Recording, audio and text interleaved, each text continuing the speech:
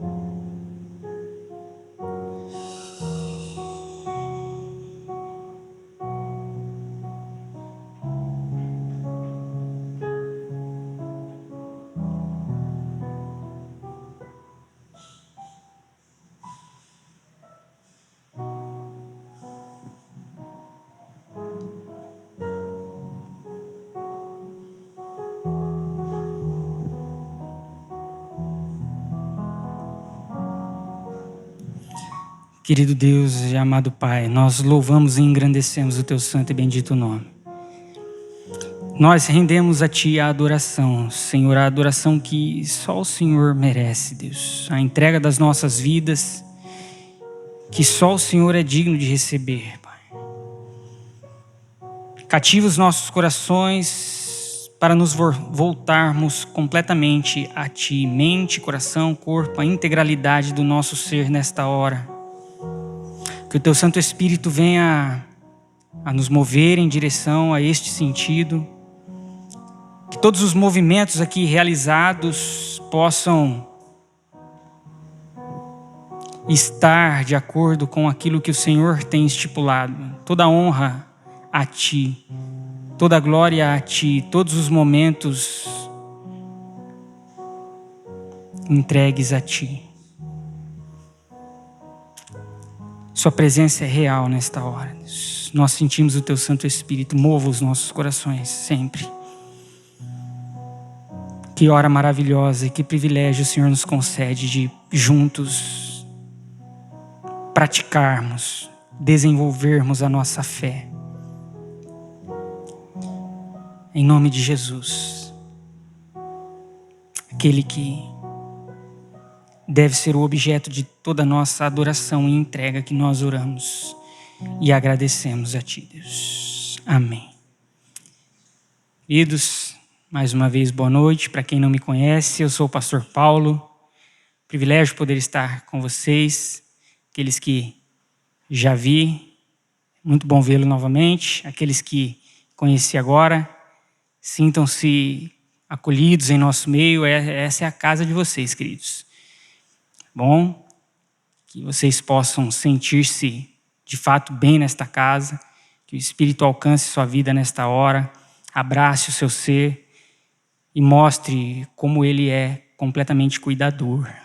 Aqueles que nos acompanharão posteriormente, virtualmente, também seja muito bem-vindo e que Deus grandemente abençoe o seu lar e a sua família e, se possível, sendo aqui da região, esteja conosco, queridos. Muito bom estarmos aqui. Amados, gostaria de convidá-los a abrirem as suas Bíblias no livro de Deuteronômio, capítulo 7, versículo 9. Deuteronômio, capítulo 7, versículo 9. E eu convido a igreja a fazer essa leitura junto comigo, apenas o versículo de número 9.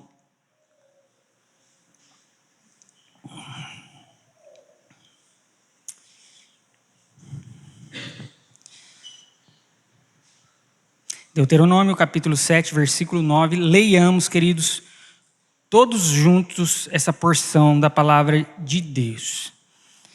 Saberás, pois, que o Senhor teu Deus é Deus, o Deus fiel, que guarda a aliança e a misericórdia até 1000 gerações aos que o amam e cumprem os seus mandamentos.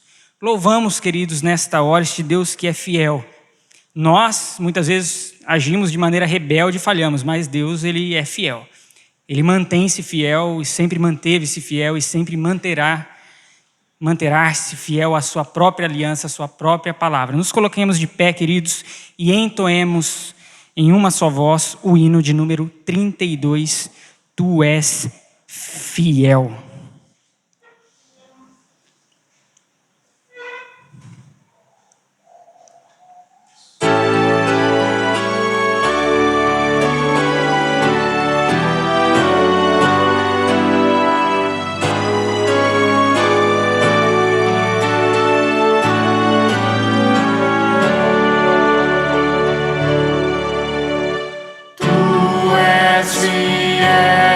Senhor, ó Pai.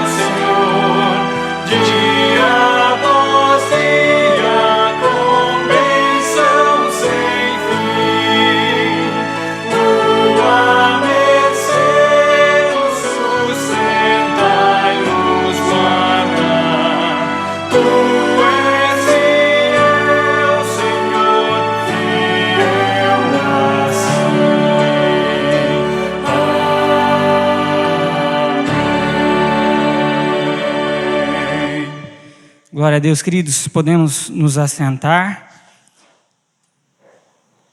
Gostaria de convidá-los a abrirem as suas Bíblias agora no Salmo de número 86. Salmo de número 86, dos versículos 5º ao 7º. Salmo de número 86, versículos 5, 6 e 7. Leremos da seguinte forma. Eu lerei o versículo de número 5. Os irmãos respondem com o versículo de número 6 e toda a igreja lê junto o versículo de número 7. Eu leio o versículo 5, os irmãos respondem com o versículo 6 e juntos leremos o versículo de número 7. Salmo de número 86, a partir do versículo 5 diz assim: Pois tu, Senhor, és bom e compassivo, abundante em benignidade para com todos os que te invocam. Escuta, Senhor, a minha oração e atende à voz das minhas súplicas.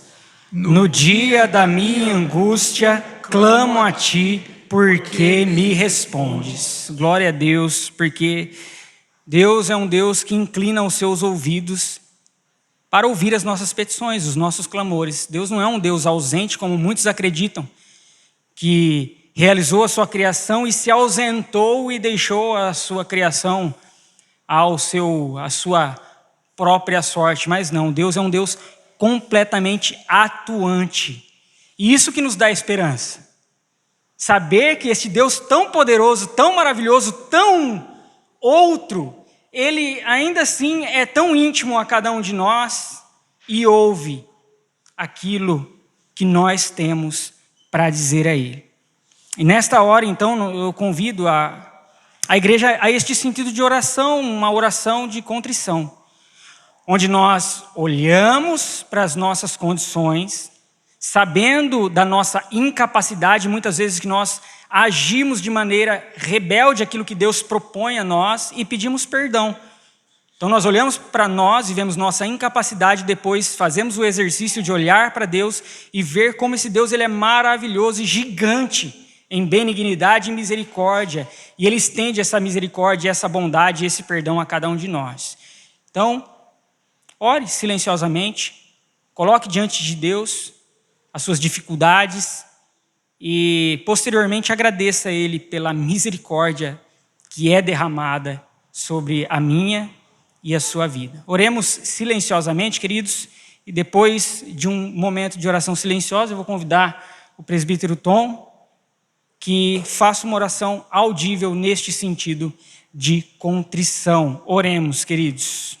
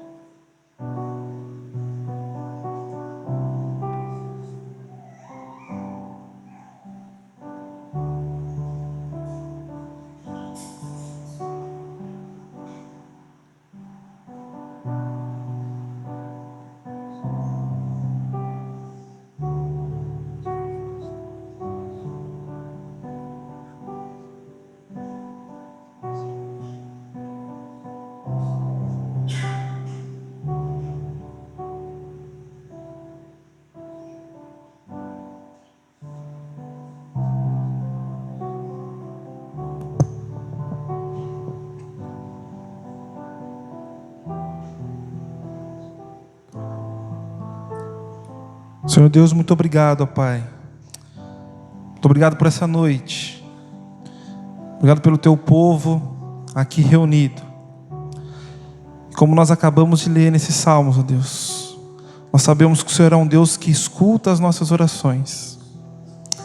Nós sabemos que o Senhor é um Deus que atende o nosso pedido de socorro, as nossas súplicas, as nossas angústias. Nesse momento, ó Pai, nós queremos pedir perdão por aquilo que nós cometemos ou omitimos. Tem misericórdia, ó Pai, das nossas vidas e que possamos, ó Deus, viver dia após dia, de acordo com a Tua palavra. Nos ensina, ó Deus, a caminhar olhando para o alvo. E que possamos ter sempre, ó Deus, um coração, ó Deus, voltado para o Senhor. Não nos deixe, ó Deus, termos corações orgulhosos.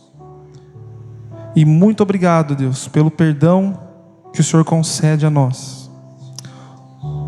Ouve as nossas súplicas e as nossas orações, ó Deus. E perdoe, Deus, os nossos pecados. Em nome de Jesus e para a glória de Jesus. Amém. Amém. Queridos, Salmo de número 30, versículos 11 e 12.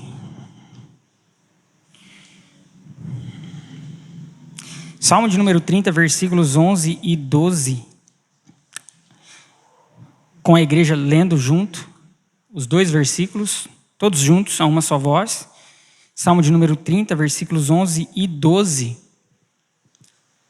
O salmista está aqui olhando para a ação de Deus em sua vida e de que forma Deus ele transforma o pranto em alegria, tira a tristeza e transforma em gozo, e isso faz com que o espírito dele, a vida dele renda louvores. Louvores sejam expelidos através de seus lábios, através de sua vida. Leamos todos juntos o versículo de número 11 e 12 do Salmo 30. Converteste o meu pranto em folguedos, tiraste o meu pano de saco e me cingiste de alegria, para que meu espírito te cante louvores e não se cale. Senhor, Deus meu, graças te darei para sempre. Neste mesmo espírito, continuemos este momento de adoração por meio de cânticos, queridos. E no momento oportuno, querido presbítero Júnior nos convidará ao momento de confiança e de entrega por meio das ofertas e dos dízimos também. Passo a palavra ao nosso irmão. Deus abençoe. Amém. Boa noite, igreja. Tudo bem com vocês? A paz sejam com todos. Amém. Vamos nos colocar de pé e continuar adorando ao Senhor por meio deste cântico que fala sobre a família de Deus. É tão bom, né? Família de pecadores que tem os seus pecados perdoados e que com a ajuda do Senhor vive para a sua glória. Amém? Vamos cantar. E claro, como já foi adiantado, aqueles que vieram, né, com a disposição de devolver ao Senhor os dízimos e ofertas, fiquem à vontade durante este cântico para poder trazer aqui no gasofilácio, tá bom?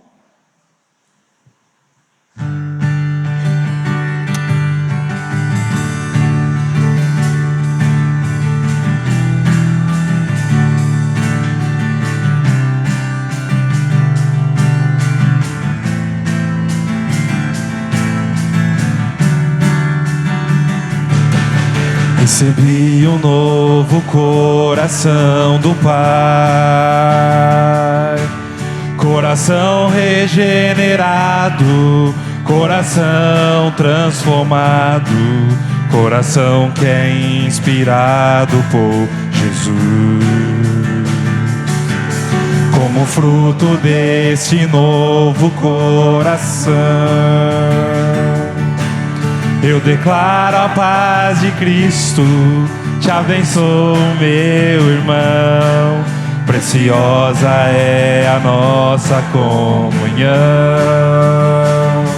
Somos corpo e assim bem ajustados, totalmente ligados, unidos, vivendo em amor, uma família sem qualquer falsidade, vivendo a verdade, expressando a glória do Senhor, uma família, vivendo um compromisso do grande amor de Cristo.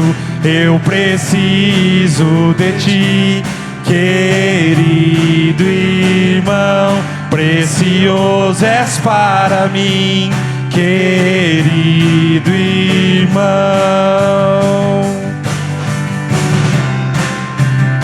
Desde o começo. Recebi um novo coração do Pai, coração regenerado, Coração transformado, coração que é inspirado por Jesus. como fruto deste novo coração. Eu declaro a paz de Cristo, te abençoo, meu irmão. Preciosa é a nossa comunhão. Somos corpo, e assim bem ajustados, totalmente ligados, unidos, vivendo em amor, uma família sem qualquer falsidade, vivendo a verdade, expressando a glória do Senhor, uma família vivendo um compromisso do grande amor de Cristo. Eu preciso de ti, querido irmão, precioso és para mim, querido irmão. Eu preciso de ti, querido irmão, precioso és para mim, querido irmão.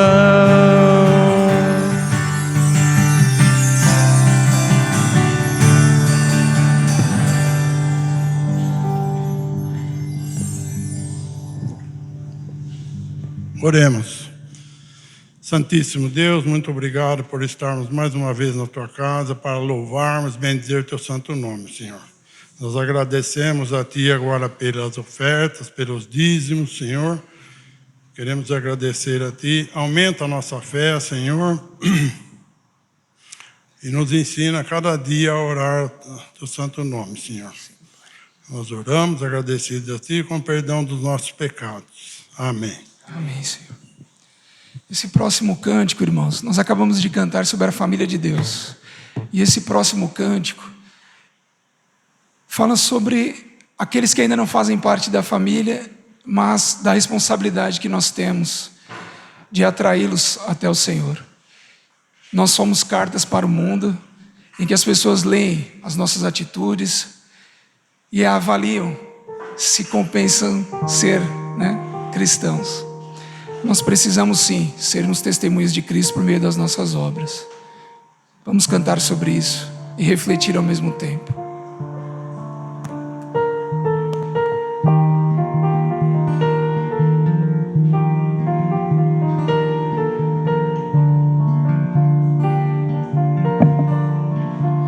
Eu quero ser a expressão do Teu amor. Somos Teus filhos, queremos ser as Tuas mãos. Eu quero ser remido e me parecer com meu Redentor. Ser como Cristo, ser a imagem do meu Criador. Que o Teu nome seja exaltado, Jesus. Que o Teu nome seja adorado por todos os povos. Que eu não impeça ninguém de Te ver, Te amar como é. Santificado seja o Teu nome, que a terra se prostre em louvor a Ti, Jesus.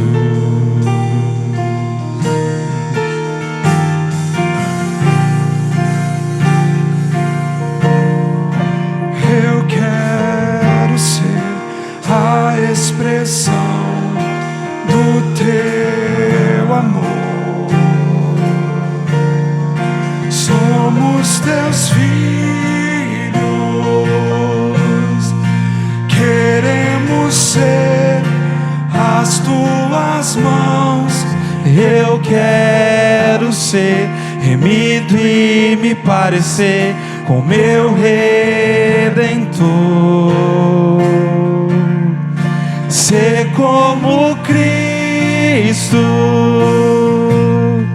ser a imagem do meu Criador. Que o teu nome seja exaltado, Jesus. Que o teu nome seja adorado por todos os povos. Que eu não impeça ninguém de te ver, te amar como é. Santificado seja o teu nome, que a terra se prostre em louvor a ti, Jesus.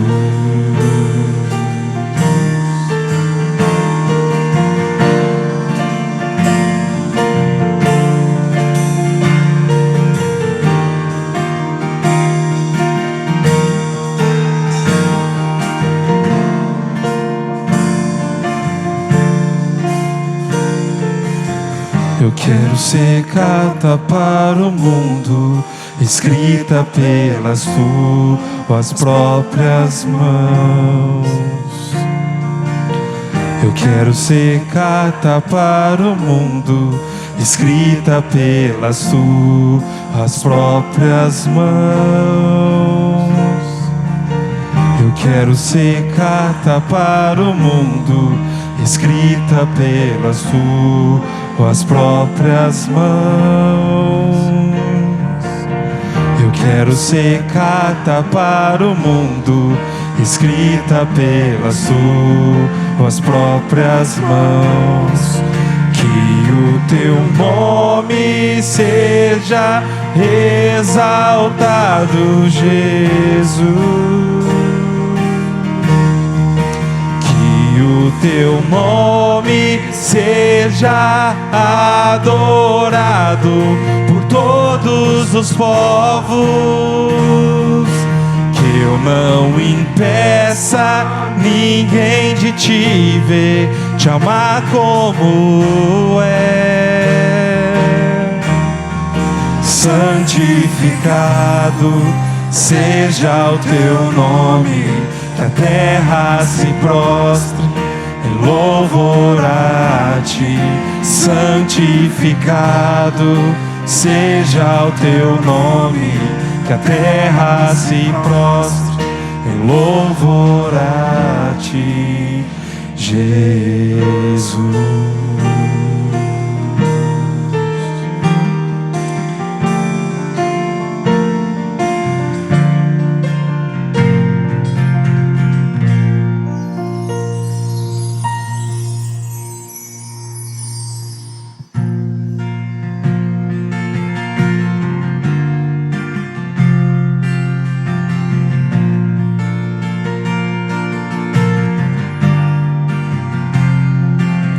Teu sangue leva-me além, a todas as alturas, onde ouço a tua voz. Fala de tua justiça pela minha vida. Jesus, este é o teu sangue.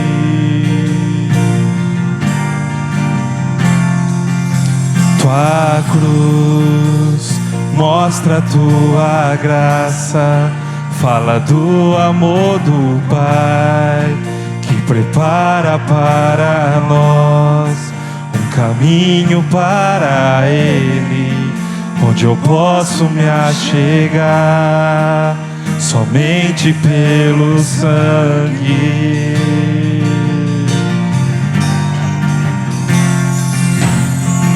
Que nos lava dos pecados, que nos traz restauração. Nada do sangue, nada além do sangue de Jesus,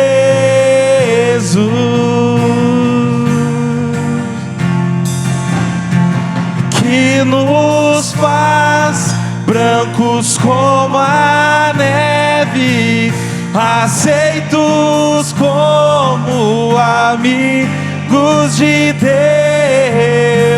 Nada além do sangue, nada além do sangue de Jesus.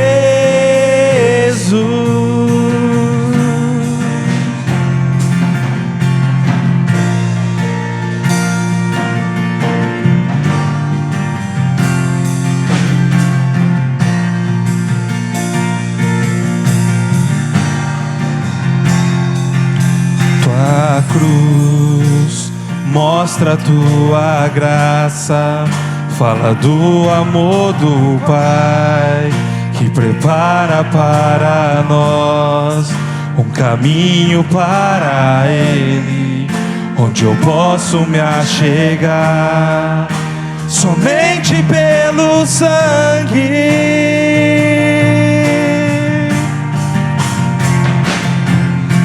que nos lava dos pecados,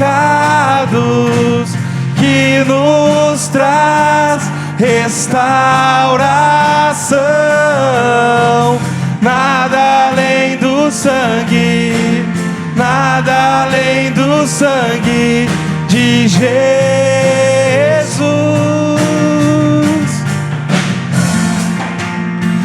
que nos faz brancos como a neve, aceitos como amigos de Deus. Nada além do sangue, nada além do sangue de Jesus. Cante esta verdade.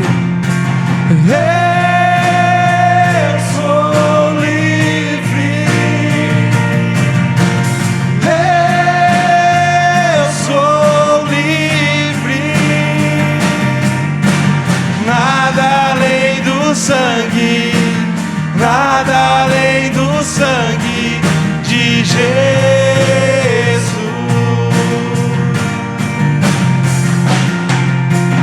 Eu sou livre, eu sou livre. Nada além do sangue, nada além do sangue de Jesus.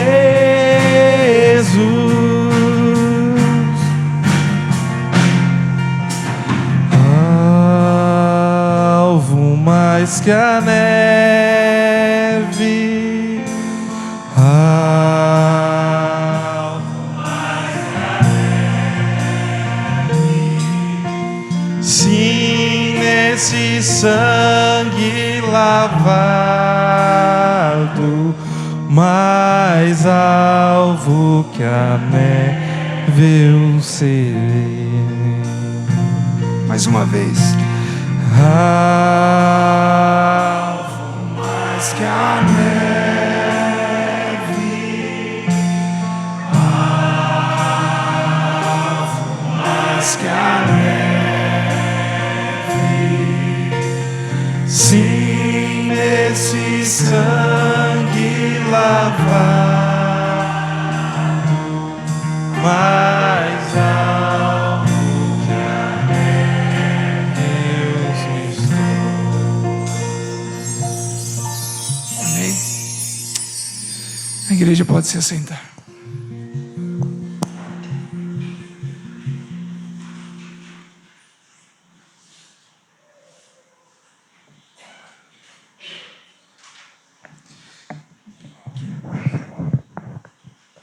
Aproveitar aqui já o microfone, né?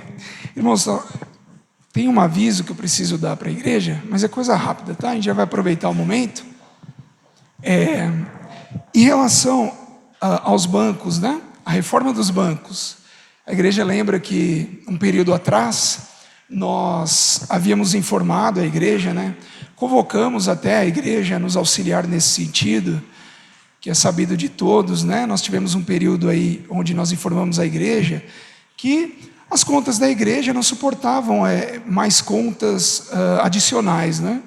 E até uma forma de nós podermos colaborar com os bens, né, da igreja e que nós há tanto tempo usufruímos, né? Então nós tivemos aí o apoio muito forte aí do seu Fernando Salles, juntamente com alguns diáconos, né, o Ezequiel, o Fernandão, que nos auxiliaram nesse sentido, e que agora nós estamos apenas formalizando para a igreja que a partir de amanhã haverá o transporte, né, de 5 bancos até o local da reforma. E esse profissional, ele ficou a princípio de fazer um banco para a gente, a reforma de um banco, e pediu para que nós fôssemos até ele para avaliarmos, né, se estaria coerente com aquilo que nós pedimos, se o serviço estava bem feito, para daí sim nós autorizarmos o restante do serviço, tá? Então, a partir de amanhã, 5 bancos serão levados. Eu peço, provavelmente, segundo o seu Fernando, né, ele informou que em uma semana ele conclui, mas nós sabemos, né, dezembro, de repente, aí, né, a gente não sabe, enfim, festividades e tudo mais, então, uma semana, até mesmo o seu Fernando e o pessoal achou um pouco rápido demais, mas de qualquer forma foi aquilo que o profissional disse, né, então, nós estamos por conta dele. E aí, irmãos, obviamente, se esses bancos não chegarem, nós teremos a falta aí, né, de 5 bancos. Se chegarem, é bem provável que nós não possamos ainda utilizá-los. Por quê? Provavelmente vai estar com um cheirinho de tinta, a gente não sabe se ainda pode estar um pouquinho pegajoso, né, por conta do verniz demorar ali um período até ser absorvido pela madeira, né, e secar completamente. Então, talvez, não é uma certeza. Então a igreja já fica de sobreaviso já, tá? E por último, e não menos importante, nós lembramos que nós assumimos aí um compromisso de repente, se possível, uma colaboração em relação a isso, né? Uma colaboração financeira. Então ali nós tínhamos colocado um teto ali de R$200, R$100, enfim, nessa média. Porque se cada família conseguir colaborar nesse sentido, certamente as contas da igreja elas não serão tão afetadas, né? Isso foi um convite à igreja, mas obviamente cada um pode pôr a mão na consciência e ver até quando quer colaborar, né? Aqui nós não vamos de alguma forma constranger a igreja a fazer isso, mas nós temos que nos lembrar que é um ativo da igreja do qual todos nós fazemos uso. Então é importante, né? E é tão gostoso, né, quando nós chegamos no local e temos os nossos móveis revitalizados, ou novos, né, por que não dizer, né? Mas no caso eles serão revitalizados. Nós ganhamos, se não me engano, até a revitalização da mesa aqui da ceia. Nós íamos tentar dar um talento ali também no gasofilácio, vamos jogando, para ver até onde dá. Aqui também, quem sabe aí, né? Mas a princípio os bancos são a prioridade, tá bom? Senhor Fernando, o senhor tem alguma coisa a acrescentar? Tranquilo? Tá bom. Então, se alguém tiver alguma dúvida do acompanhamento também, eu acho que é importante falar isso. Às vezes a gente vem aqui, comunica algo para a igreja, e parece que é uma decisão unilateral e pronto, né? Eu acho que a gente tem a liberdade de ou vir até o conselho questionar sobre o andamento disso, ou pode até perguntar para o seu Fernando, que ele está a par disso, né, seu Fernando, como é que está lá? Se envolver no caso específico, com esse trabalho aí, tá bom? Fiquem à vontade, irmãos, vocês têm o direito de nos perguntar e o dever, por que não dizer? Nós estamos aqui para representar os interesses da igreja. Então, nós pedimos que vocês participem dessas decisões, né? Se não ativamente, né, nesse sentido, mas de uma forma a colaborar com ideias, com opiniões. Olha, o seu Fernando mesmo se prontificou a fazer isso. E aí houve o apoio. De repente tem alguma coisa que você pensa em fazer e faria uma baita diferença no andamento da igreja. E às vezes você guarda para você, ou pior, né? Ou pior, apenas reclama e leva outros a pensarem na mesma forma, mas não chega até os agentes que podem, né, com uma decisão, alterarem essa situação, tá bom? Então, irmãos, participem ativamente, né? Nós precisamos do apoio de vocês também nesse sentido, tá? Então Deus abençoe vocês, nós contamos com o auxílio dos irmãos. Cá, Paulinho.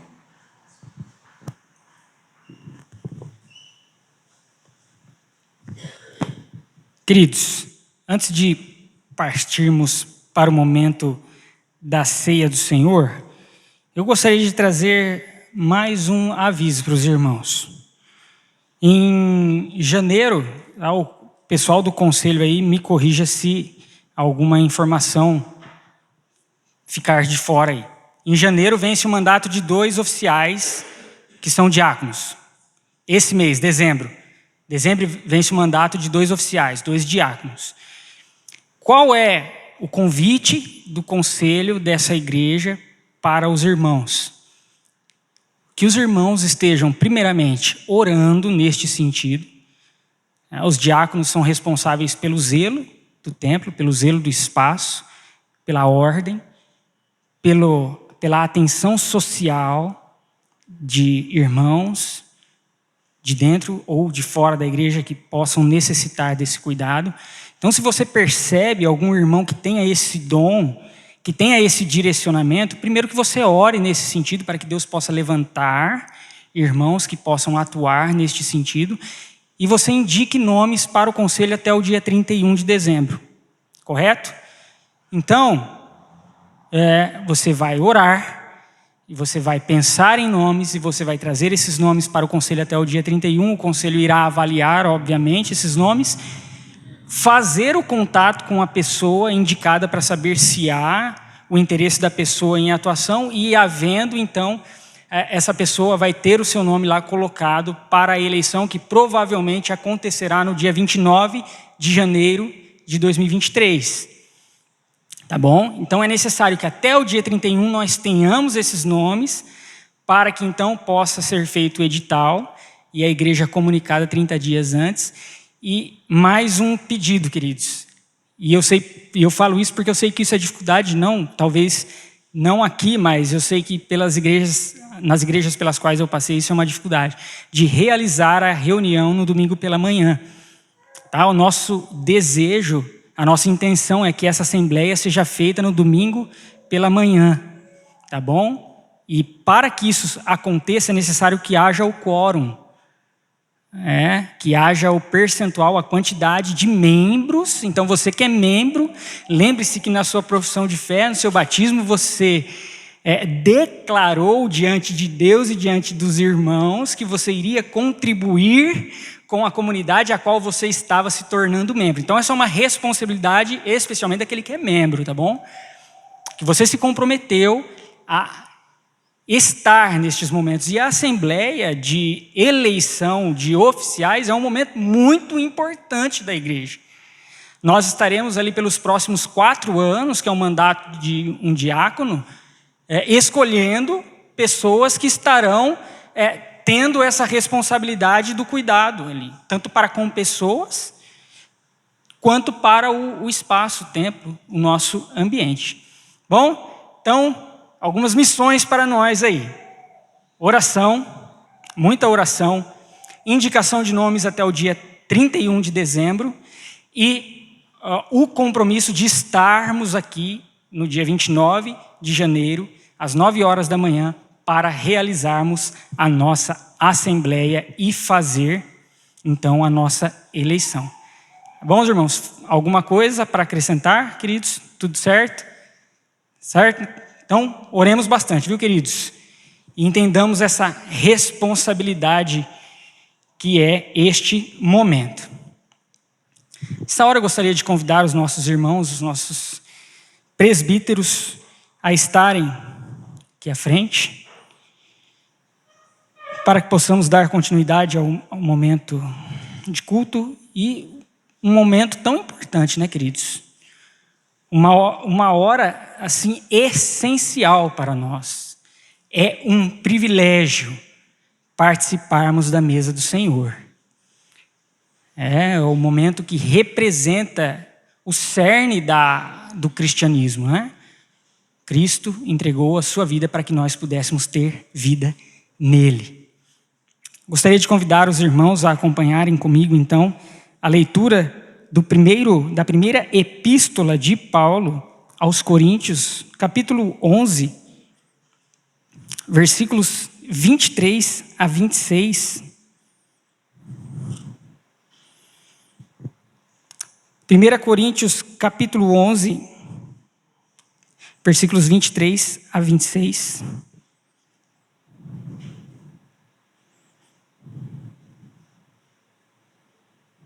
Lembrando que, queridos, a ceia, a mesa do Senhor, não é a mesa da igreja presbiteriana. Ela é a mesa do Senhor Jesus Cristo. Então você, que porventura congrega em uma outra comunidade cristã, que tenha Cristo como Deus e Senhor da sua vida, e esteja em plena comunhão com essa igreja, não esteja sob efeitos disciplinares, você é convidado a participar dessa mesa conosco. Tá bom? E se você se acha indigno, que bom que você se acha indigno, porque eu também sou indigno. Mas graças a Deus, porque Cristo, pelo seu sangue, nos leva muito mais além da nossa indignidade, nos torna dignos pela obra dele a participar deste momento. Quando nós fazemos juízos e decidimos participar, é porque nós, mesmo olhando para a nossa incapacidade, nós falamos e reconhecemos que esse Deus é maravilhoso para nos colocar nos seus trilhos. Então te convido a participar também conosco, você que está em plena comunhão com a igreja de Cristo. Gostaria de dar os elementos, aqueles irmãos que vão participar, eu vou pedir que vocês fiquem em pé, tá bom?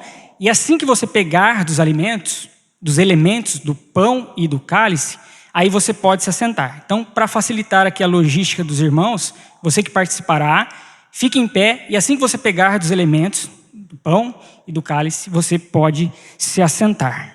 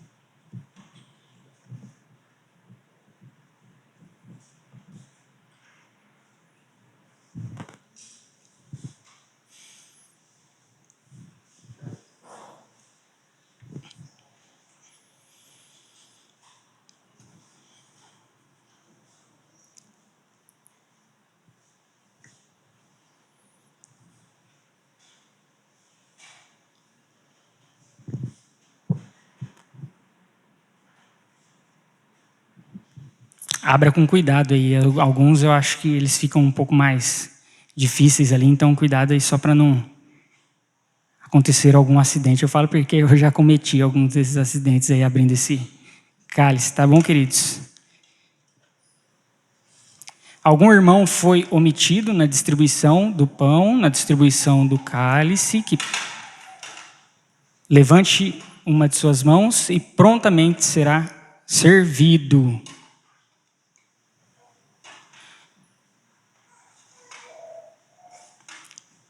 Irmão, só mais uma orientação. Aguarde aí para que nós possamos tomar do elemento, tá? Não sei, às vezes se era de costume dos irmãos já fazerem, mas aqueles que ainda não fizeram, peço que aguardem aí um momento, tá bom? Não tem problema, aqueles que fizeram, fiquem em sentido de oração pelo momento, tá, queridos?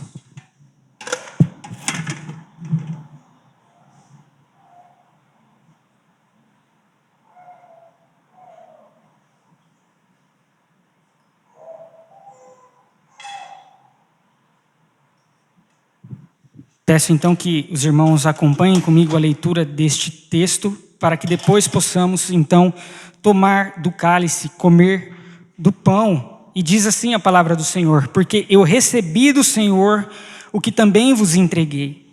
Que o Senhor Jesus, na noite em que foi traído, tomou o pão e, tendo dado graças, o partiu e disse: isto é o meu corpo que é dado por vós. Fazei isto em memória de mim. Por semelhante modo, depois de haver ceado, tomou também o cálice, dizendo: este cálice é a nova aliança no meu sangue. Fazei isto todas as vezes que o beberdes em memória de mim.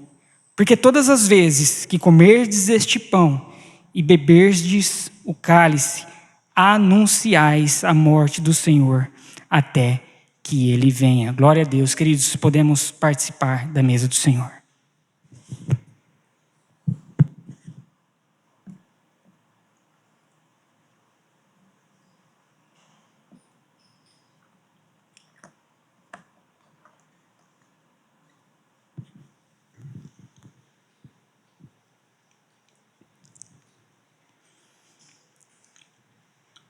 Querido Deus, amado Pai, louvado seja o teu santo e bendito nome, Deus.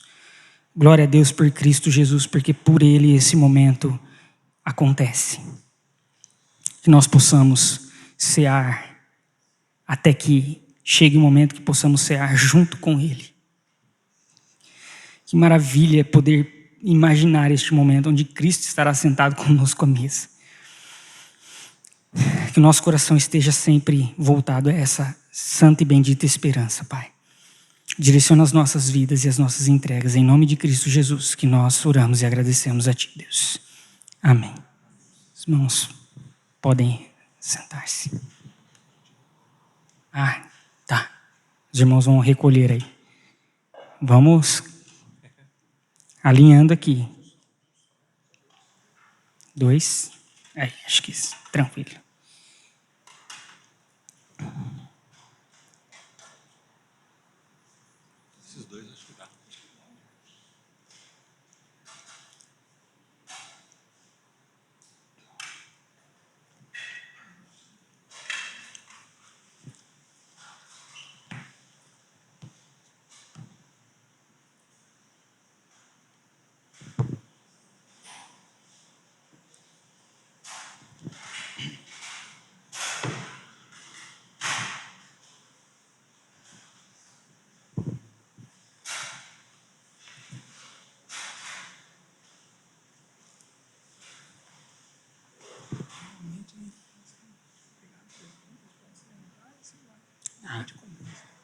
Os presbíteros podem assentar-se. Deus abençoe a vida de vocês.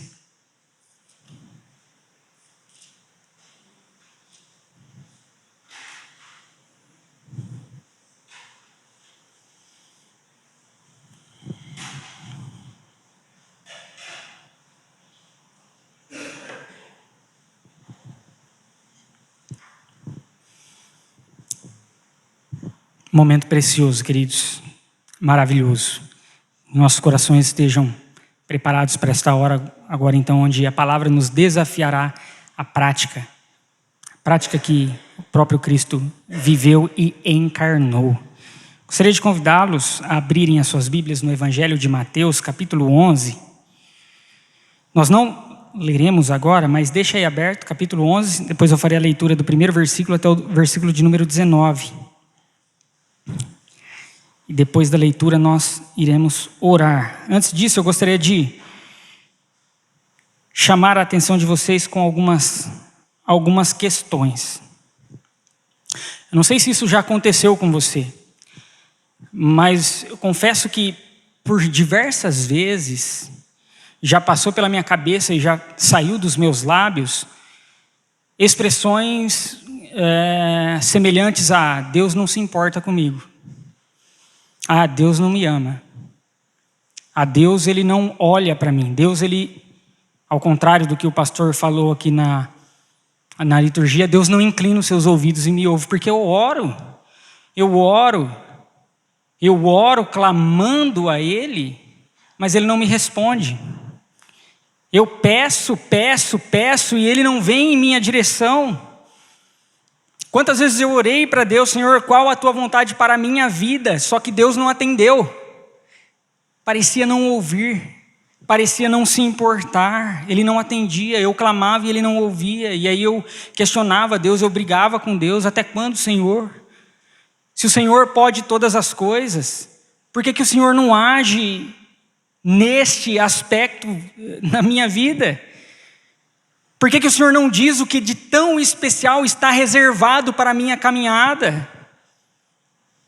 O que eu não havia entendido ainda era que o compromisso de Deus não era comigo individualmente. O compromisso de Deus não era com o meu CPF.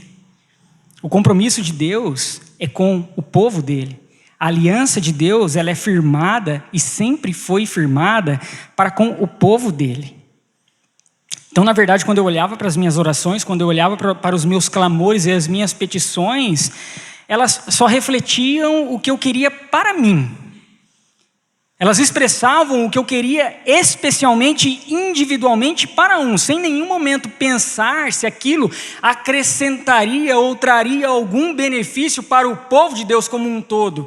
Se aquilo poderia trazer um benefício para a pessoa que estava sentada ao meu lado. Se aquilo poderia trazer algo de bom à pessoa que comungava comigo. Mas era especialmente voltado para mim, para as minhas expectativas e de preferência na minha hora e no meu momento.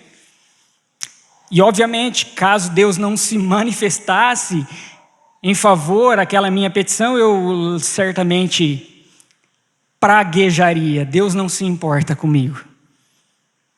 Deus não se importa comigo. Parece que nós nos esquecemos que a oração dominical ensinada por Cristo, ela está sempre na primeira pessoa do plural. Ela não está na primeira pessoa do singular, é nós. É para nós, venha a nós, seja a nós. E não a mim, para mim, eu. Mas muitas vezes a nossa oração, assim como a minha oração, ela chamava atenção apenas para mim mesmo. Quando nós olhamos para as Escrituras, especificamente esse texto aqui de Mateus capítulo 11, existem dois grandes acontecimentos que vai aqui do primeiro versículo ao 19. Duas expectativas de dois grupos ou de duas pessoas, ou melhor, de uma pessoa na primeira parte e de um grupo na segunda parte, expectativas que não são atendidas. Expectativas às quais Cristo não estava comprometido. Porque a missão dela, a missão de Cristo, a missão dele era muito maior. A abrangência que Cristo propõe para o seu reino não é especificamente atender uma demanda individual. A expectativa de uma pessoa pura e simplesmente, embora ele possa fazer isso e ele faz isso, mas a missão de Cristo e a abrangência do reino de Deus, ela é muito maior do que o meu e do que o seu CPF. E eu te convido a acompanhar comigo a leitura do primeiro versículo até o versículo de número 19 do capítulo 11 de Mateus. Diz assim: ora, tendo acabado Jesus de dar instruções aos seus 12 discípulos, partiu dali a ensinar e a pregar nas cidades deles. Quando João Batista, ouviu no cárcere falar das obras de Cristo, mandou por seus discípulos perguntar-lhe: és tu aquele que estava para vir ou havemos de esperar outro? E Jesus, respondendo, disse-lhes: ide e anunciai a João o que estáis ouvindo e vendo. Os cegos veem, os coxos andam, os leprosos são purificados, os surdos ouvem, os mortos são ressuscitados e aos pobres está sendo pregado o evangelho. E bem-aventurado é aquele que não achar em mim motivo de tropeço, ou bem-aventurado é aquele que não se escandalizar de mim. Versículo 7, então, em partindo eles, passou Jesus a dizer ao povo a respeito de João: que saístes para ver no deserto? Um caniço agitado pelo vento? Sim, que saístes a ver um homem vestido de roupas finas? Ora, os que vestem roupas finas assistem nos palácios reais. Mas para que saístes? Para ver um profeta? Sim, eu vos digo, e muito mais que um profeta. Este é de quem está escrito: eis aí envio diante da tua face o meu mensageiro, o qual preparará o teu caminho diante de ti. Em verdade vos digo, entre os nascidos de mulher, ninguém apareceu maior do que João Batista, mas o menor no reino dos céus é maior do que ele. Desde os dias de João Batista até agora o reino dos céus é tomado por esforços, que se esforçam se apoderam dele. Porque todos os profetas e a lei profetizaram até João. E se o quereis reconhecer, ele mesmo é Elias, que estava para vir. Quem tem ouvidos para ouvir, ouça. Mas a quem hei de comparar esta geração?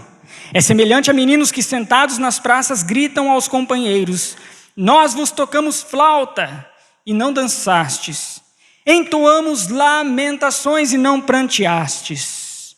Pois veio João que não comia nem bebia e dizem: tem demônio.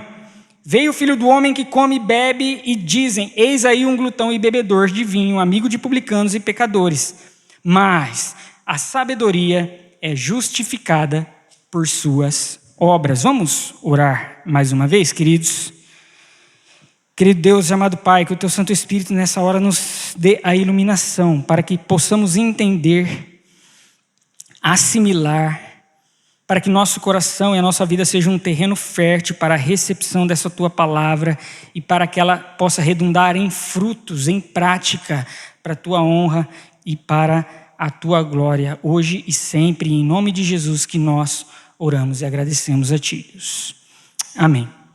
Queridos, um texto, de certa forma, longo, mas que trabalha esses dois movimentos. Primeiro movimento de um homem que quer a sua expectativa atingida e ele traz um questionamento a Cristo.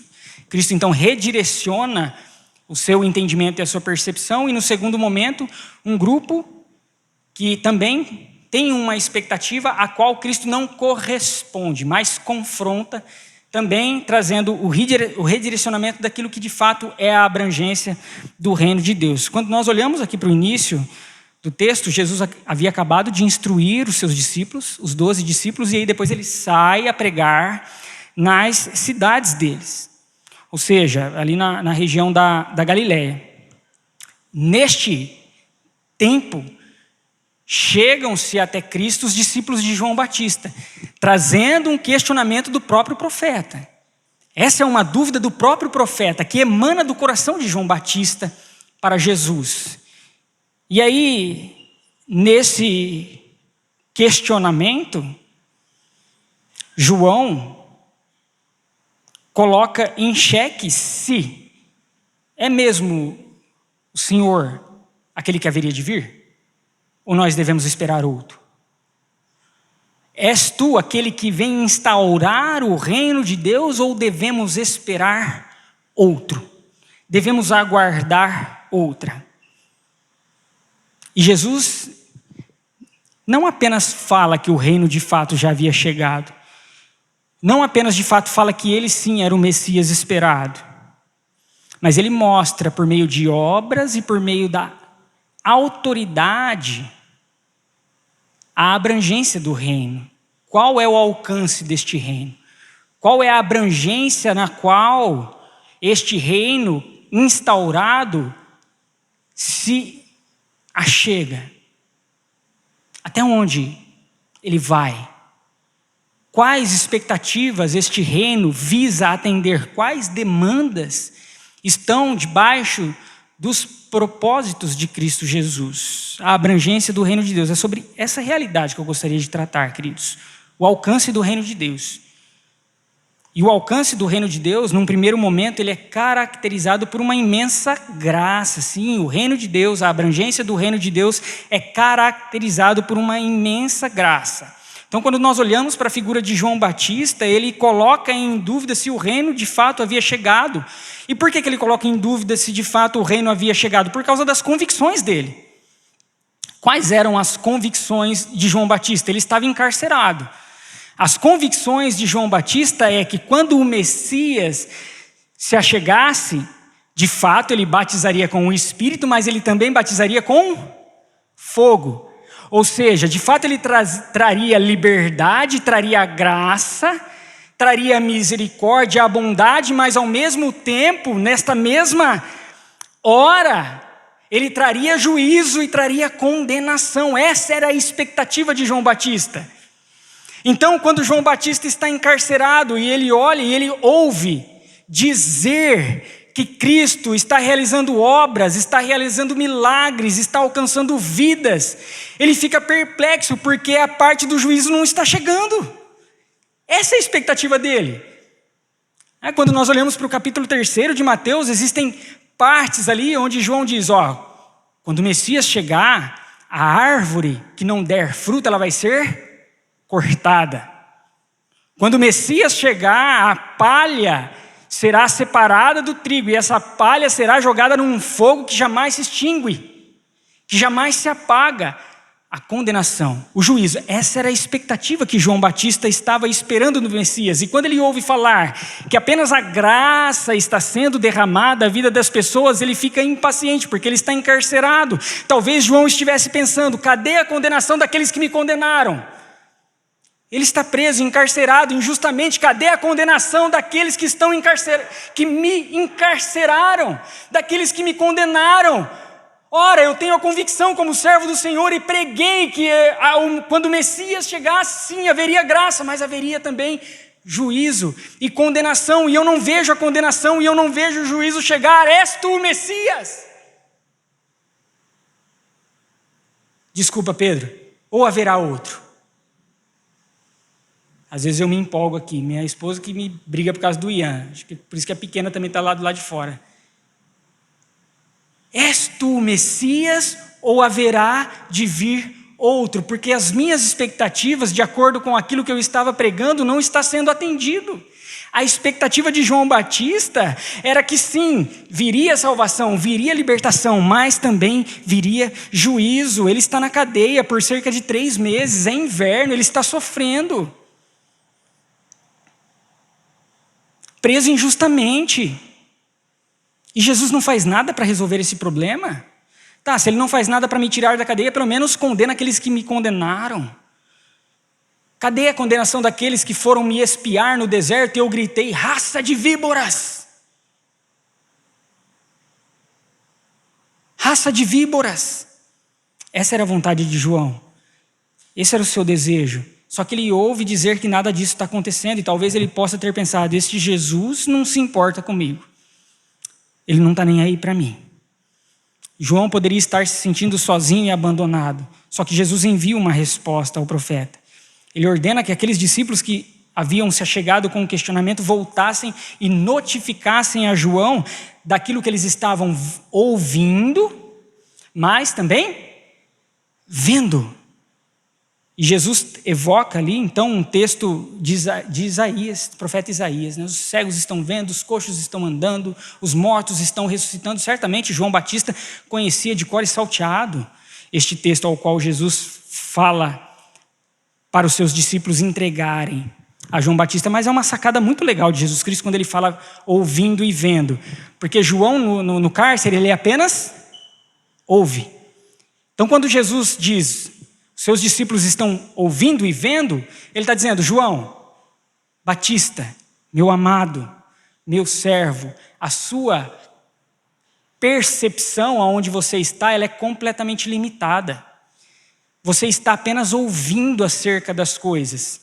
Agora, perceba daquilo que as pessoas estão ouvindo e também vendo.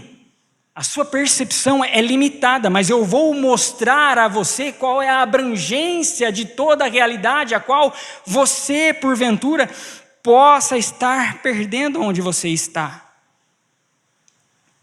Você, João Batista, não tem a concepção de tudo o que está acontecendo, mas agora, você que só ouve, entenda o que de fato está acontecendo. E aí o versículo 5º e 6º que diz: os cegos vêm, os coxos andam, os leprosos são purificados, os surdos ouvem, os mortos são ressuscitados, e aos pobres está sendo pregado o evangelho. E essencialmente o versículo 6: bem-aventurado é aquele que não achar em mim motivo de tropeço, aquele que não faz de Cristo pedra de tropeço, aquele que não se escandaliza de Cristo Jesus. E ao contrário do que podemos imaginar, Jesus ele está sendo amoroso com João Batista. Difícil, né?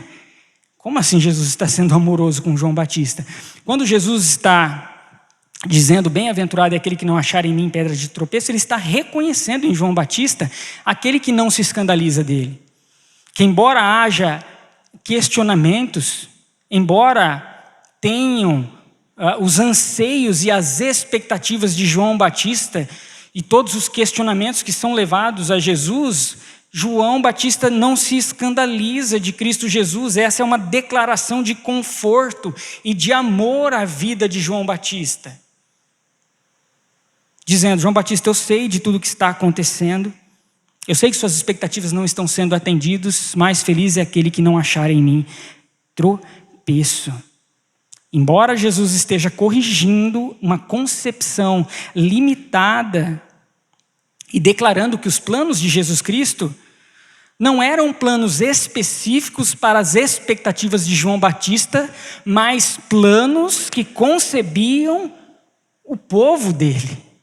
Não eram planos para a atuação individual para com o CPF de João Batista, mas para com o povo dele.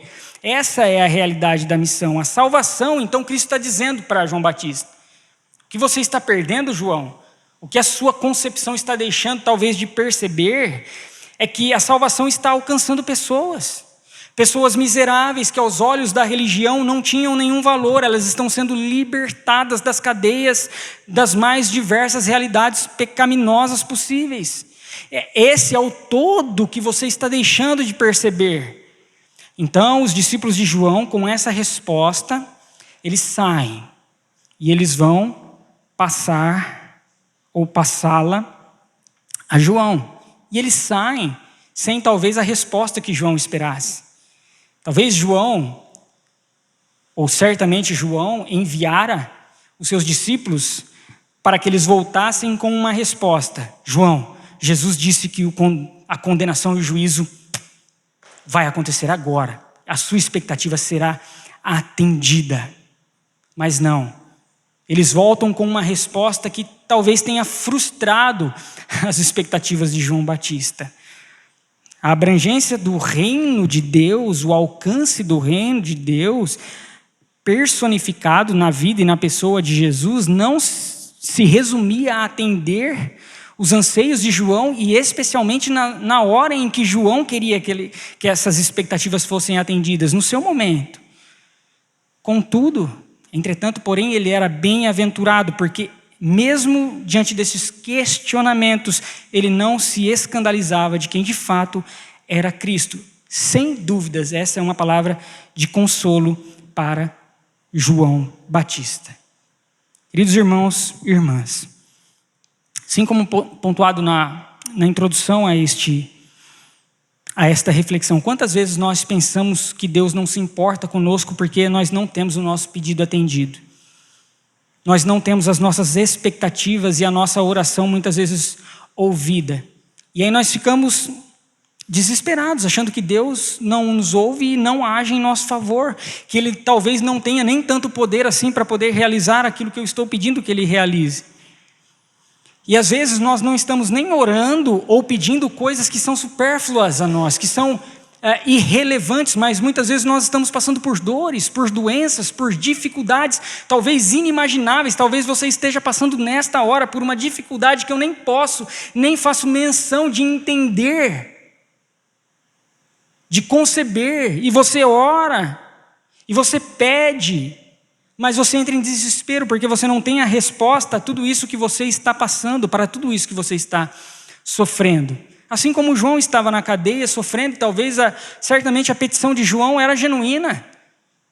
Ele está encarcerado, sofrendo. Se as cadeias de hoje são terríveis, imagina as do primeiro século. Quão insalubres e terríveis poderiam ser. Então você e eu, nós podemos estar passando por dores, e nós clamamos, mas Deus não tem nos ouvido. E querido irmão e irmã, reafirmo o que dito anteriormente, o compromisso de Jesus não é comigo individualmente, nem com você individualmente, mas o compromisso de Cristo é com o povo dele. Quando nós olhamos para a Bíblia, uma definição da Bíblia dada pelo estudioso Van Hooser é que a Bíblia é a revelação de Deus para a humanidade, de forma que ela não necessariamente diz que nós teremos tudo que nós ansiamos ou queremos. Ela não diz que as coisas sempre vão caminhar bem, porque não vão, definitivamente elas não vão, porque no mundo nós teremos aflições, as próprias palavras de Cristo por meio do evangelista João.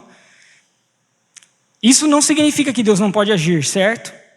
Que fique claro que Deus ele age sim, Ele cura, Ele abre portas, Ele transforma vidas, Ele transforma relacionamentos, Ele restaura coisas que estão em caos. E nós devemos orar e continuar orando neste sentido quando é algo genuíno e não apenas um desejo egoísta do nosso coração.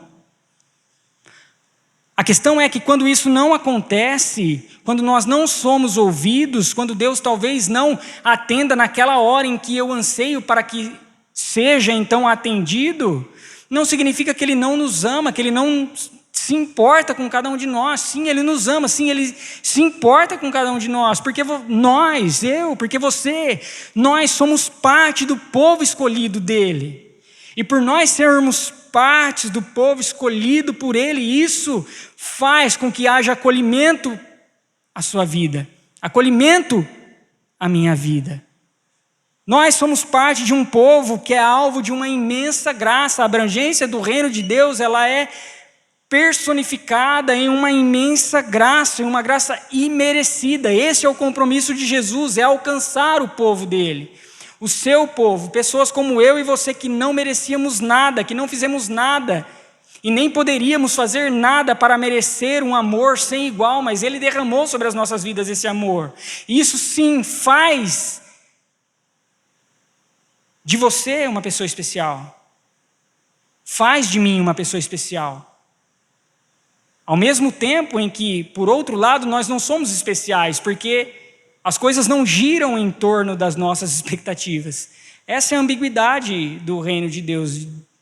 Ao mesmo tempo que nós somos especiais, porque nós somos parte do povo dele, porque nós somos criados à imagem e semelhança dele, porque o Espírito Santo habita em nós após, então, alcançar-nos e nós entregarmos as nossas vidas a Cristo Jesus. Se por esse lado nós somos especiais, por outro não, porque as nossas expectativas não são as demandas pelas quais a abrangência do reino tem o compromisso de atender. Mas as expectativas de Cristo, sim, são e sempre serão atendidas. E é necessário que nós possamos entender as expectativas de Cristo e entendê-las com muita maturidade. Meu professor conta um testemunho de um rapaz que ele conversava direto. Esse rapaz ele tinha uma doença degenerativa que pouco a pouco faria com que ele perdesse a fala e depois os movimentos, até que ele ficasse completamente inerte.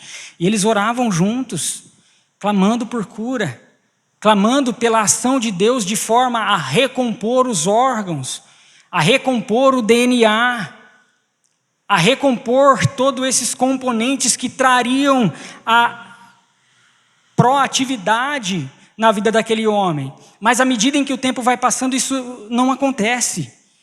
E chega um momento que ele consegue conversar com o pastor apenas porque os seus dedos dos pés ainda são ativos e ele consegue digitar alguma coisa. E uma das últimas coisas, depois dele perder completamente a fala e os movimentos para esse pastor foi: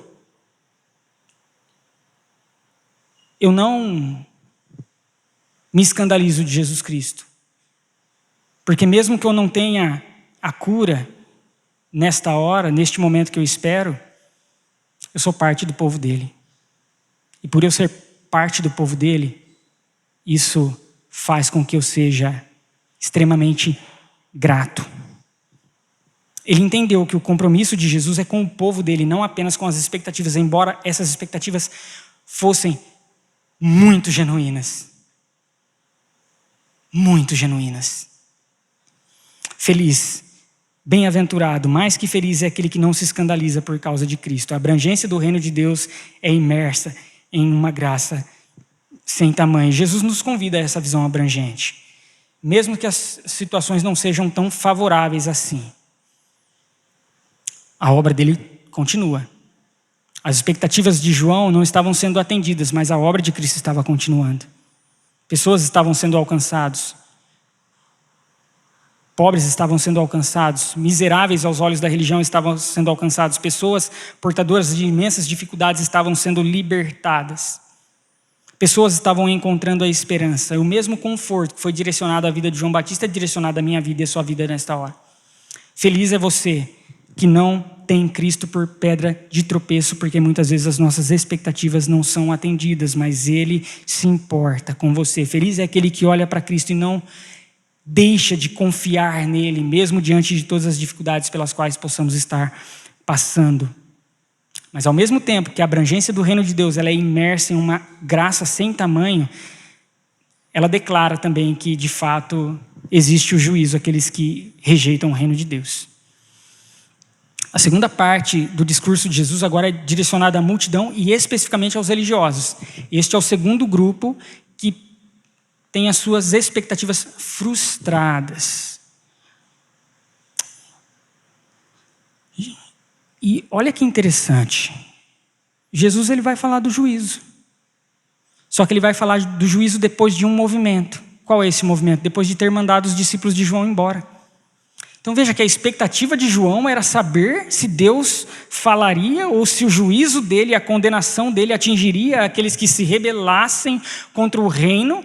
A expectativa dele é saber sobre essa realidade, mas Deus manda os discípulos embora antes de falar do assunto que interessava as expectativas de João. E aí, eu me perguntei quando me deparei com esse texto, por quê? Para que João pudesse se contentar com a expressão da graça de Deus e não com as suas expectativas atendidas.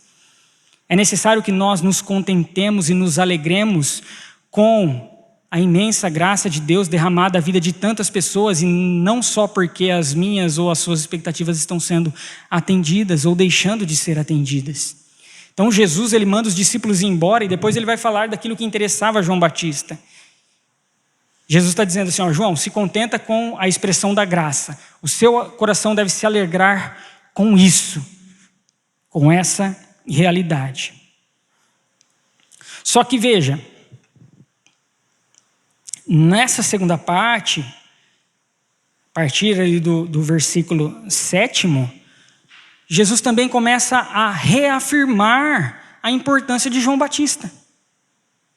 Ele começa a ratificar a declaração de João Batista, que de fato era uma declaração genuína, que de fato era uma declaração verdadeira, porque poderia pairar por sobre a multidão, que se João, que era aquele que veio inaugurar o caminho do verbo encarnado, ele se enganou, talvez então devemos esperar outro Messias, e esse não é o Messias esperado.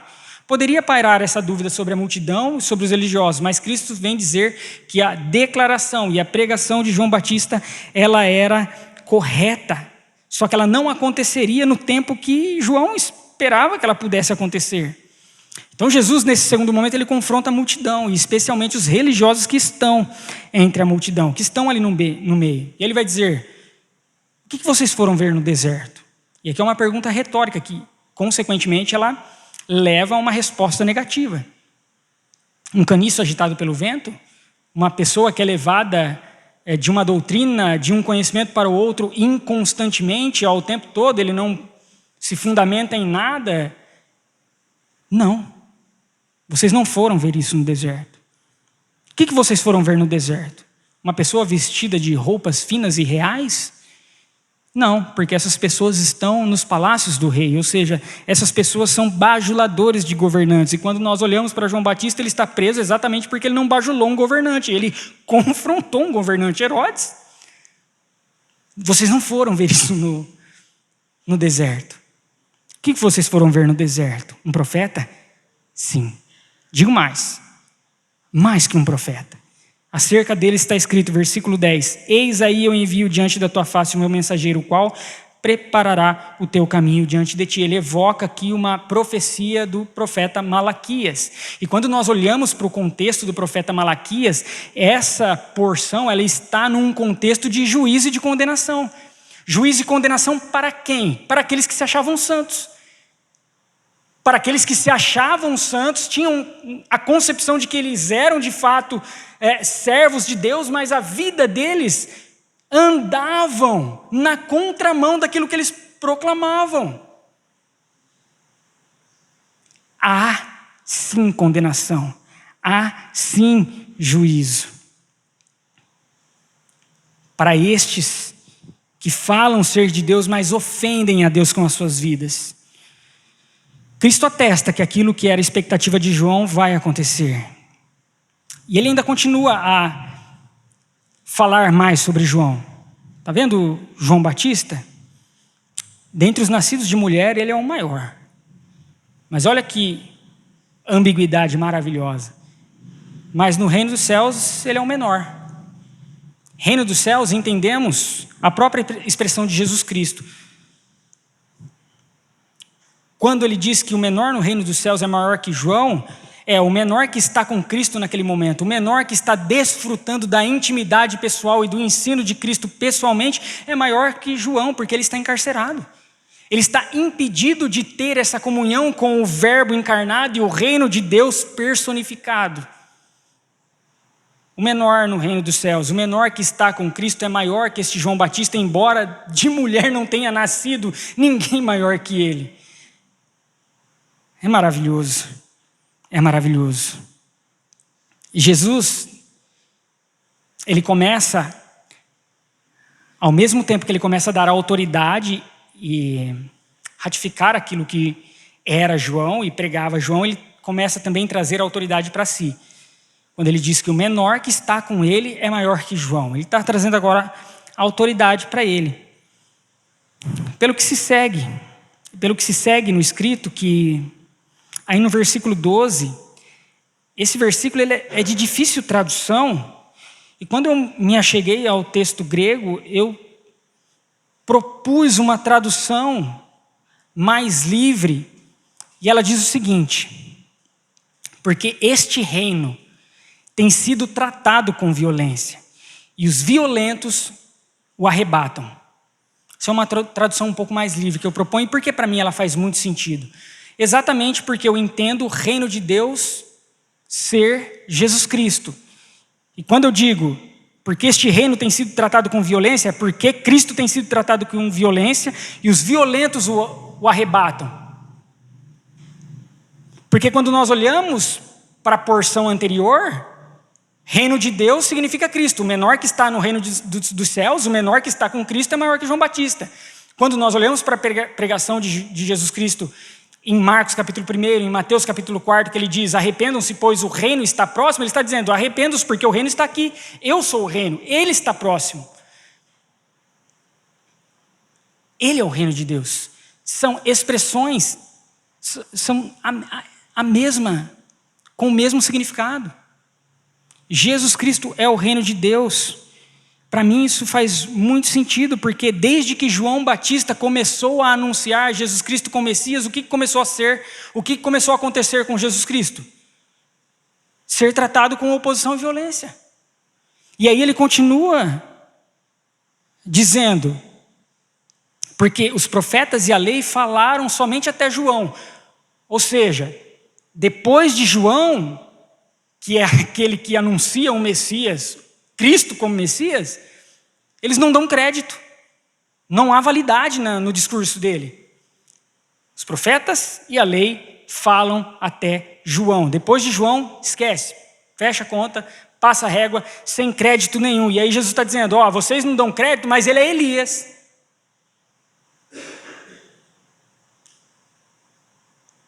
Ele é Elias. Quem tem ouvidos para ouvir, ouça. E por que Elias? Porque, consequentemente, após a vinda de Elias, o Messias viria e instauraria, daria o pontapé inicial ao seu reino. O reino seria estabelecido. Jesus continua a confrontar esses religiosos, dizendo que eles são completamente insatisfeitos. E aí ele vai usar uma parábola engraçada para definir esses caras. Ele vai dizer, aqui, a partir do versículo 16, quem posso comparar vocês, essa geração? São semelhantes a meninos que estão sentados nas praças, de braços cruzados, inertes, sem fazer nada, gritando aos companheiros, nós tocamos flautas e vocês não cantam, nós tocamos lamento e vocês não pranteiam. São brincadeiras comuns do tempo de Cristo, é como se fosse o esconde-esconde e o pega-pega. E aí você fala assim, vamos brincar de esconde-esconde? Não, quero brincar de pega-pega. Então vamos brincar de pega-pega? Não, quero brincar de esconde-esconde. Vamos jogar futebol? Aí o Joãozinho pega a bola, põe debaixo do braço e vai embora. Tem algum Joãozinho aqui? Senão eu falo Paulinho. Aí o Paulinho pega a bola, põe debaixo do braço e vai embora. Insatisfeito com tudo, nada está bom. E quando nós olhamos então, nós tocamos flauta e vocês não dançam, é como se esses religiosos, eles querem alegria. Então, nós tocamos flauta, nós queremos que vocês se alegram, mas vocês não estão dançando. É porque eles estão olhando para a pregação de João Batista, e a pregação de João Batista é uma pregação que gera lamento, É uma pregação dura. E eles não estão satisfeitos com isso. E depois eles vão dizer, aqui olhando já para a pregação de Jesus Cristo, nós entoamos lamentos, vocês não pranteiam, porque Cristo era mais alegre na sua proclamação, proclamava, obviamente, o juízo, como nós estamos vendo, mas a graça, a alegria, a bondade, a benignidade, a misericórdia. Ele sentava com publicanos e pecadores para comer à mesa. Cristo está querendo dizer com essa parábola que eles são completamente instáveis e insatisfeitos com todas as coisas, com tudo, descontentes, de braços cruzados, desmotivando os outros, nada está bom para eles, e aí eles continuam, e aí Cristo continua, pois se vem João Batista, que ele não come, não bebe, vocês vão dizer, tem demônio. Aí vem Jesus Cristo, que come e bebe, é um beberrão, é um comilão, nada está bom para eles. Insatisfeitos, instáveis, pessoas e homens, talvez mulheres que queriam a sua satisfação atendida, mas Jesus não veio atender os anseios, especialmente dessa religião completamente deturpada, mas ele veio cumprir a sua missão. Mas existe um ponto importante aqui, existe uma diferença gritante entre a insatisfação de João Batista e a insatisfação dos religiosos. Qual é? No final do redirecionamento de Cristo para João Batista, ele reconhece que João Batista não se escandaliza dele. Ele já não pode dizer o mesmo daqueles religiosos. Eles se escandalizam de Jesus, rejeitando Jesus e trazendo condenação sobre suas próprias cabeças. O reino de Deus evidencia, embora a sua ação principal e essencial seja a imensa graça, ele também evidencia que aqueles que rejeitam sofrerão, sim, condenação e consequências. Como tem sido a nossa reação diante das adversidades, diante das dificuldades? Como nós temos olhado para Jesus Cristo e mesmo não tendo as nossas expectativas atendidas, nós continuamos a confiar nele como o grande cuidador das nossas vidas? Ou nós temos estado completamente insatisfeitos em todo tipo de situação, como meninos mimados, sentados nas praças, de braços cruzados, dizendo, nós tocamos flauta, vocês não cantam. Nós entoamos lamento, vocês não pranteiam.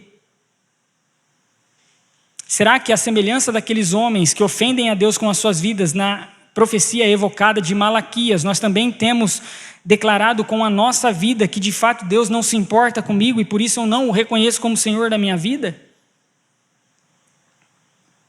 Certa vez o pastor conversava com um rapaz e racionalmente explicou para ele as questões concernentes a Cristo Jesus, a obra de Cristo, o sacrifício de Cristo, a relevância disso, a importância disso, porque é essencial isso para uma caminhada cristã. E esse rapaz disse, eu entendo tudo isso, isso entra na minha cabeça completamente, só que eu não aceito isso para a minha vida. Eu prefiro continuar acreditando que as minhas obras terão mais peso no final das contas. É uma declaração explícita de rejeição, que se continuar até o final da vida deste rapaz, certamente ele será ou trará sobre si mesmo a condenação. Essas são as duas realidades do reino de Deus, irmãos e irmãs. Mas como reforçado, o primeiro grande propósito deste reino sempre foi abençoar e salvar. E essa unidade, ela mostra como a graça alcança pessoas que nada merecem, como eu e você, que nada merecíamos. E somente Cristo pôde gerar essa realidade. Porque Cristo foi o único capaz de satisfazer a justiça que Deus exigia do seu povo pela sua lei. Então ele satisfaz quando em uma cruz ele derrama o seu sangue, que nos leva muito mais além daquilo que nós poderíamos imaginar, como nós cantamos aqui. E a partir desse sangue derramado sobre a minha e a sua vida, nós nos tornamos livres do domínio do pecado, como Paulo diz. E agora o Espírito que habita em nós nos dá a capacidade de poder escolher seguir este Espírito e não mais nos deixar ser dominados pela nossa natureza rebelde e destrutiva. Foi uma vida, ou foi a vida de um justo por muitos injustos. E quando Cristo ressuscita, ele declara que isso não faz parte mais da nossa vida. Essa realidade de rebeldia não faz mais parte. Isso é para fracos. Fracos recebem dessas bênçãos. Fracos recebem dessa misericórdia. porque sabem que são fracas e que apenas Cristo pode ser o grande redentor das suas vidas. Agora, aqueles que acham que por suas forças podem e por seus méritos conquistar o reino à força, arrebatar o reino à força, como os religiosos achavam que podiam, se escandalizam e fazem de Cristo pedra de tropeço, porque não o consideram como aquele que vincula ou liga as nossas realidades em amizade agora com Deus. Aqueles que eram inimigos agora são amigos apenas por Cristo e em Cristo, não por seu ou meu esforço. Mas se diante de tudo que foi dito, nós olhamos para Cristo e reconhecemos Ele como Senhor e Salvador das nossas vidas, feliz, mais que feliz, bem-aventurado é aquele que não se escandaliza dele. Mesmo que Cristo não nos livre de cadeias aqui e agora, de dificuldades e angústias aqui e agora, Ele nos livrou de angústias eternas. Mesmo que Ele não nos cure aqui e agora, Ele nos deu salvação e uma cura eterna. Mesmo que Ele não nos livre da morte aqui e agora, Ele nos livrou da morte eterna. Apenas por Cristo e em Cristo. A abrangência do reino de Deus, mesmo que ela mostre que existe condenação a todo aquele que rejeita Jesus Cristo, o seu grande e primordial propósito é apresentar uma imensa graça na vida do seu povo. É libertar este povo. É dar guarida e salvação a este povo. E esta salvação que é oferecida hoje e agora, neste momento. Este é o momento de nós nos reapegarmos a Cristo Jesus. Afinal, Ele é a única e viva esperança. Que o Espírito Santo de Deus possa nos conduzir nessa difícil tarefa. Mas uma tarefa e uma oportunidade e um privilégio maravilhoso para mim e para a sua vida. Vamos orar nessa hora, queridos. E silenciosamente você entregue aí a sua vida diante do Espírito, e se há algo que precisa ser redirecionado, é o momento em que nós clamamos a Ele, e Ele é poderoso para nos redirecionar.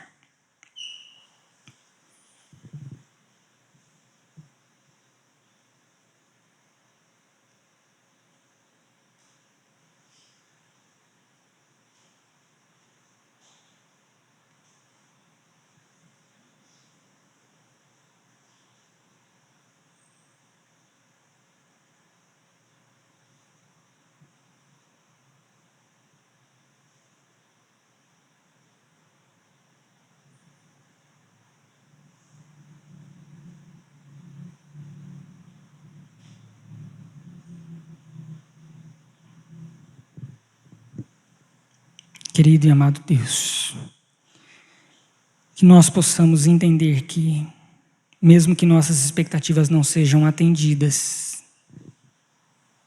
o Senhor nos amou, o Senhor nos ama, o Senhor se importou conosco e o Senhor se importa com cada um de nós. Porque nós somos alvo do alcance da sua misericórdia e nós somos feitos seu povo. Obrigado por esse privilégio. Não obstante, nós continuamos orando por cura quando houver doença, por redirecionamento quando houver dificuldades, orações genuínas que afligem os nossos corações e a nossa existência, mas sabidos de que mesmo que essas coisas não sejam atendidas no nosso tempo, na nossa hora, ou que em nenhum momento nós somos extremamente agraciados por Ti, e nós não fazemos do Senhor pedra de tropeço, porque nós continuamos a confiar em Ti. Mas obrigado por nos acolher em seu povo. Obrigado por fazer de nós amigos, filhos, queridos e amados. Obrigado porque nada de bom havia ou há em nós para que pudéssemos merecer isso. Mas o Senhor é a essência do amor e o amor maior. E o amor maior é capaz de destruir com toda a realidade pecaminosa. Graças te damos, Deus. Agradecemos a Ti imensamente, em nome do nosso Senhor Jesus Cristo, que por meio da sua obra e do seu sacrifício nos permite participar do seu sacramento, da Santa Ceia do Senhor.